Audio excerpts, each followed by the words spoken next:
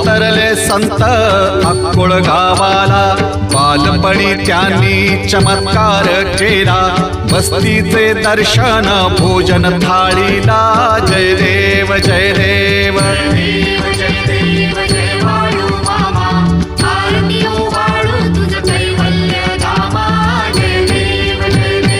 मेढ्या राखीती उन्हातानात, मुक्या प्राण्यावर अपार प्रीत, नीतीने वागावे कमी नाही होत, उन्मत्ताला मामा शासन करीत.